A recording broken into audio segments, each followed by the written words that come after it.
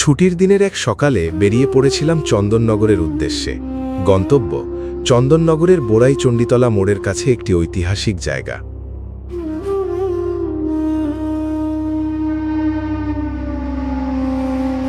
বারাসাত থেকে বালি স্টেশন হয়ে পৌঁছে গেলাম চন্দননগর। চন্দননগর বলতে শুধু জগদ্ধাত্রী পুজো বা লাইটিং নয়, একসময়ের স্বদেশী আন্দোলনের পীঠস্থান ছিল এই চন্দননগর। ফরাসি প্রশাসন থাকার সুবাদে গঙ্গার ওপারে ব্রিটিশ প্রশাসন থেকে সহজেই এই পারে চলে আসার সুযোগটা পুরোপুরিভাবে নিতেন বিপ্লবীরা। তারই এক নিদর্শনের সাক্ষী হতে আমি আজ চলে এসেছি চন্দননগরে। মুক্তির মন্দির সোপানতলে কত প্রাণ হলো বলিদান, লেখা আছে অশ্রু জলে কত বিপ্লবী বন্ধু রক্তে রাঙা, বন্দিশালার ওই শিকল ভাঙা, কত বিপ্লবী বন্ধু রক্তে রাঙা, বন্দিশালার ওই শিকল ভাঙা। তারা কি ফিরবে আজ, তারা কি ফিরবে আজ সুপ্রভাতে, যত তরুণ গেছে অবস্থা চলে। মুক্তির মন্দির সোপানতলে কত প্রাণ হলো বলিদান, লেখা আছে অশ্রু জলে। যাওয়ার আগে ফোনে কথা বলে নিয়েছিলাম ওখানকার বর্তমান সেক্রেটারি প্রদীপ ব্যানার্জির সঙ্গে। সঠিক ঠিকানা বললে প্রবর্তক সংঘ অবস্থিত বোরাই চণ্ডীতলা মোড় থেকে কিছুটা এগিয়ে গোস্বামী ঘাটের মাঠে বিরাট জায়গা জুড়ে। ইতিহাস বলে এই মন্দিরটি দক্ষিণেশ্বর মন্দিরেরও অনেক আগে, প্রায় 200 বছর পূর্বে নির্মিত হয়েছিল এবং দেবীচরণ সরকারের বংশধর বিশ্বনাথ সরকারের মৃত্যুর পর শ্রীমতী গৌরমণি দেবী নামক এক মহিলা 1819 সালে এর নির্মাণ কাজ সম্পন্ন করেন। এই মন্দিরকে ঘিরে আরও 2টি পঞ্চরত্ন শৈলীর মন্দির এবং 10টি শিব মন্দিরও নির্মিত হয়েছিল। তবে এ ধরনের 6টি মন্দির এখন সম্পূর্ণরূপে ধ্বংস হয়ে গেছে এবং সেগুলোর আর কোনো অস্তিত্ব নেই। পরবর্তীকালে সাধক বিপ্লবী মতিলাল রায়ের হাত ধরে এখানে প্রতিষ্ঠিত হয় প্রবর্তক সংঘ। এইভাবে এই মন্দিরটি সকল ধর্মের মানুষের জন্য একটি সার্বজনীন উপাসনালয়ে পরিণত হয় এবং যোগ ও ব্রহ্মবিদ্যা মন্দির নামে পরিচিতি লাভ করে। প্রবর্তক সংঘের মন্দিরটি ব্রিটিশ ঔপনিবেশিকতার বিরুদ্ধে ভারতীয় স্বাধীনতা সংগ্রামের দিনগুলির এক নীরব সাক্ষী।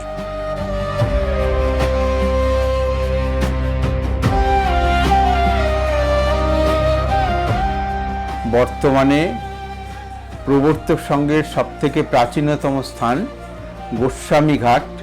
এই জায়গাটা মূলত প্রবর্তক সংঘের আধ্যাত্মিক ক্ষেত্র। এইখানেই প্রবর্তক সংঘের প্রতিষ্ঠাতা মতিলাল রায় তার আধ্যাত্ম সাধনার সিদ্ধি লাভ করেছিলেন এবং এখানেই যে প্রবর্তক সংঘ যে কোনো মূর্তি পূজার মধ্যে নেই, নিরাকার ব্রহ্মের উপাসনায় এখানকার মানুষ যে সাধনার মধ্য দিয়ে নিরবিচ্ছিন্নভাবে কাটিয়ে গেছেন।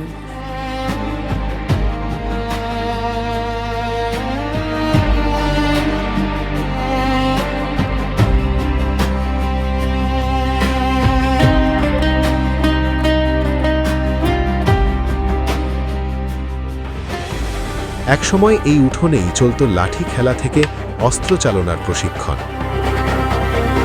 উঠোনকে ঘিরে নিচুতলার একপাশের ঘরগুলো অনাথ শিশুদের থাকার জায়গা, আর একদিকে মানে মূল মন্দিরের নিচে উপাসনা গৃহ। আজও প্রদীপবাবু বিপ্লবী মতিলাল রায় ও ঋষি অরবিন্দ ঘোষের আধ্যাত্মিক চেতনা ও শিক্ষার বাণী বর্তমান প্রজন্মের এই শিশু ও ছাত্রদের মধ্যে বিতরণ করে চলেছেন। প্রবর্তক সংঘের বর্তমান অফিস ঘর মানে যেখানে বসে প্রদীপবাবুগার কাজকর্ম করেন, সেই ঘরে ঢুকলেই শরীরের প্রতিটা রোমকূপ শিহরিত হয়ে ওঠে। বিপ্লবী উল্লাসকর দত্ত থেকে রাসবিহারী বসু থেকে আরও সব দেশমাতৃকার সেবায় নিয়োজিত সন্তানদের ছবিতে ঘরটি পরিপূর্ণ। প্রবর্তক সংঘের সামনে বিশাল খেলার মাঠ। একসময় এই খেলার মাঠেই দেশীয় বস্ত্র থেকে খাদ্যদ্রব্যের মেলা বসত সুভাষচন্দ্র বোস, বিপিনচন্দ্র পালের সভাপতিত্বে। মেলার বিভিন্ন কার্যকলাপে অগ্রণী ভূমিকা নিতেন স্বয়ং রবীন্দ্রনাথ ঠাকুর। যখন স্বদেশী আন্দোলনের জোয়ার চলেছে, সেই সময় প্রবর্তক সংঘের প্রতিষ্ঠাতা মতিলাল রায় অখণ্ড বাংলার তাঁতিদের উজ্জীবিত করে প্রবর্তক ধুতি, প্রবর্তক শাড়ি, প্রবর্তক গামছা, প্রবর্তক চাদর সমস্তই প্রবর্তক খাদির মাধ্যমে সারা দেশের মধ্যে তুলে ধরেছিলেন এবং তাঁতিরা উজ্জীবিত হয়েছিল, তাদের আর্থিক সাহায্য পাচ্ছিল। এছাড়া সেই সময় প্রবর্তক স্বদেশী বিদ্যালয়, প্রবর্তক ব্যাংক, প্রবর্তক জুট মিল, প্রবর্তক প্রেস, প্রবর্তক ফার্নিচার, প্রবর্তক হোশিয়ারি, প্রবর্তক কমার্শিয়াল, প্রবর্তক এগ্রিকালচার, প্রবর্তক ডেয়ারি, এরকম শত শত কর্মমুখী যে সমস্ত শিল্প, সেই শিল্পের জন্য শিল্পীদের উজ্জীবিত করে স্বদেশী ভাবনায় স্বদেশী কর্পোরেট তৈরি করেছিলেন প্রবর্তক সংঘের প্রতিষ্ঠাতা মতিলাল রায়। যেখান থেকে যে অর্থগুলো আসতো সেগুলো একাধারে বিপ্লবীদের কাজে, সমাজ সেবার কাজে এবং সঙ্গে সঙ্গে আধ্যাত্মিকতার কাজে সেগুলো ব্যয়িত হতো। বোড়াই চণ্ডীতলা মোড়ের থেকে ডান দিকে চলে গিয়েছে সাধক বিপ্লবী মতিলাল রায়ের বাসভবন ও তার প্রতিষ্ঠিত মন্দির।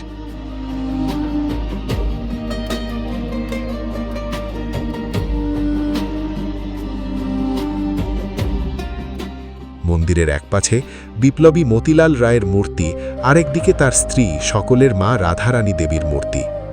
সেই সময় স্বদেশী আন্দোলনের যে ঢেউ সারা দেশে ছড়িয়ে পড়েছিল, তাতে তিনিও স্বামী মতিলাল রায়ের সঙ্গে অগ্রণী ভূমিকা নিয়েছিলেন।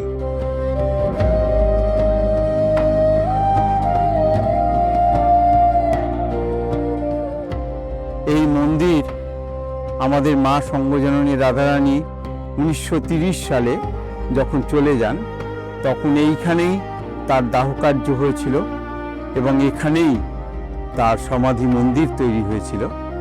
সেই মাকে আমরা সন্ধ্যা সকালে উপাসনা, ধ্যান এবং পূজা দিয়ে শ্রদ্ধা জানাই আজও।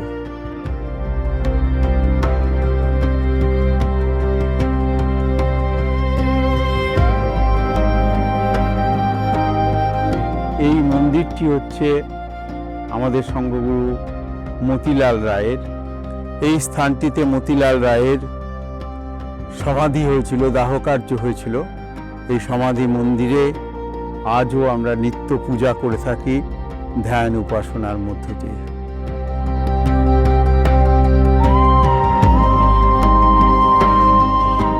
মন্দিরের বাঁদিকের সরু রাস্তা ধরে প্রবেশ করলে ডান দিকে সেই ঐতিহাসিক বাড়ি।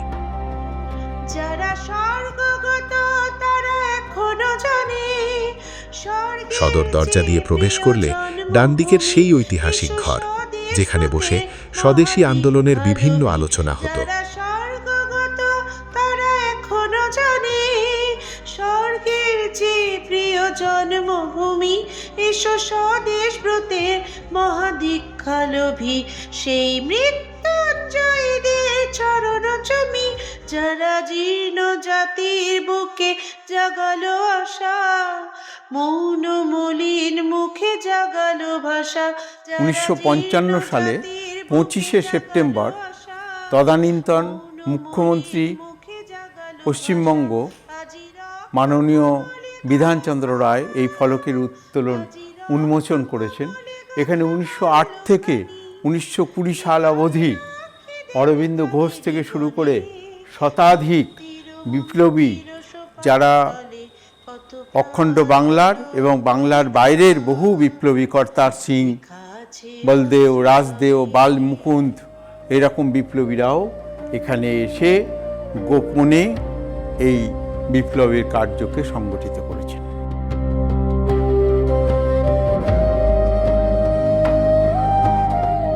একুশে ফেব্রুয়ারি সঙ্গগুরু মতিলাল রায় এখানে শ্রী অরবিন্দকে গোপনে আশ্রয় দিয়েছিলেন। এখানে 1910 সালের 21শে ফেব্রুয়ারি এখানে শ্রী অরবিন্দ এসেছিলেন এবং 1910 সালের 31শে মার্চ তিনি চন্দননগর ছেড়ে চলে যান। তার মধ্যে মাঝে মাঝেই বিদেশি গুপ্তচরের আনাগোনা শুরু হয়ে যায়।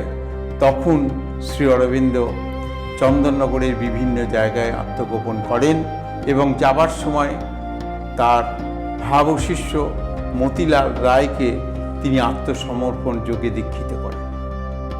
সামনে বাঁধানো মুঠোন, যার ডান দিকে মন্দিরের মতো একটি জায়গা। সেখানে বসে চরকায় সুতো কেটেছিলেন স্বয়ং মহাত্মা গান্ধী।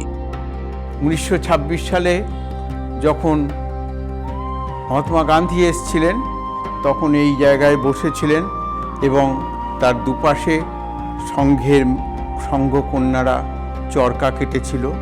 সেই দৃশ্য আজও আমাদের মধ্যে আছে। এই কক্ষটি প্রবর্তক সংঘের প্রতিষ্ঠাতা মতিলাল রায় বৈঠকখানা ঘর হিসেবে ব্যবহৃত ছিল। পরবর্তীকালে রবীন্দ্রনাথ ঠাকুর যখন এসেছিলেন তখন এখানে বসেই হারমোনিয়ামের সহযোগে তিনি একটি গান এখানে গীত করেন।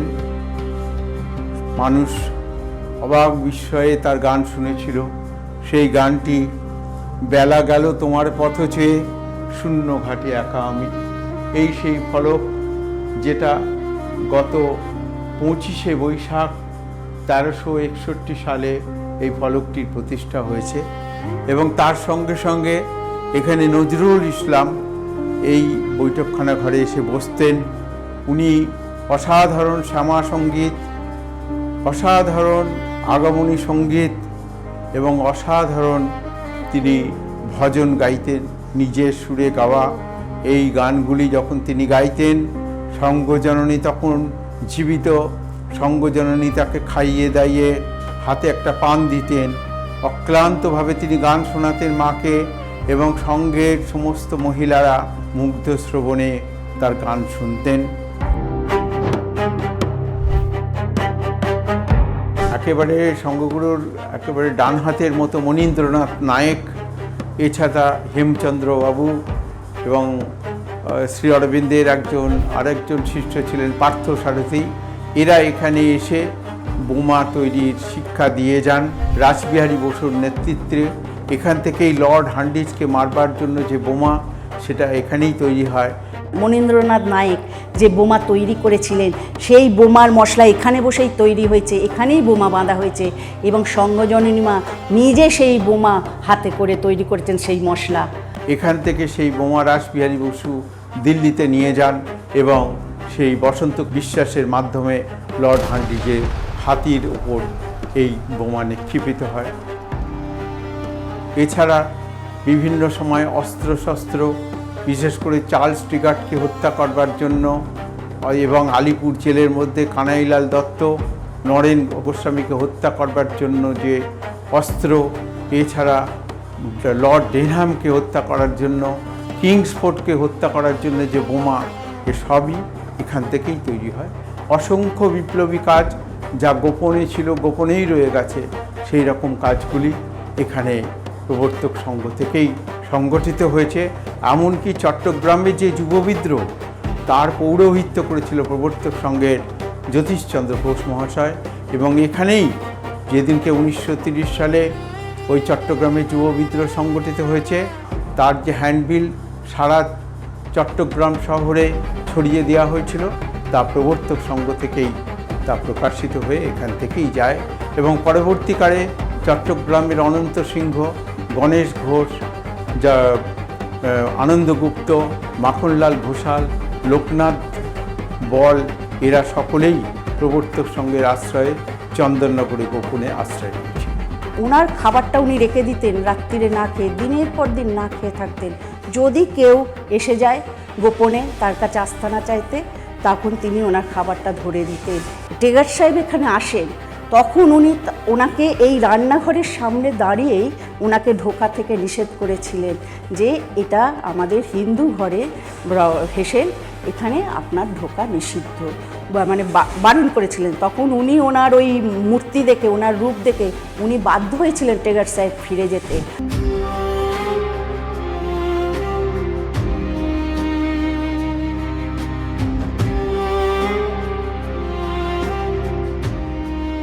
ফেরার সময় চন্দননগর স্টেশনে চোখে পড়ল দুই মহান বিপ্লবীর ছবি।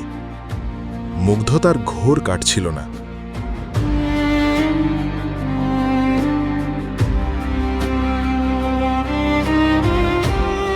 ভাবছিলাম এই দেশ স্বাধীন করবার জন্য কত আত্মত্যাগ, কত কষ্ট হাসি মুখে তারা সহ্য করেছেন, যার প্রতিদান হিসেবে আমরা আজ কতটুকু দিতে পেরেছি এ প্রশ্ন আজ করার সময় এসেছে আমাদের কাছে। সবশেষে যারা এই ভিডিও দেখবেন তাদের উদ্দেশ্যে একটাই অনুরোধ, এনাদের আদর্শ নিয়ে প্রদীপবাবু যে সেবা কার্য চালিয়ে যাচ্ছেন তার পাশে দাঁড়ান, আর এই ঐতিহাসিক নিদর্শনকে তার ভগ্নদশা থেকে রক্ষা করতে আমরা আপামর বাঙালি একত্রিত হয়ে মুখ্য ভূমিকায় অবতীর্ণ হই।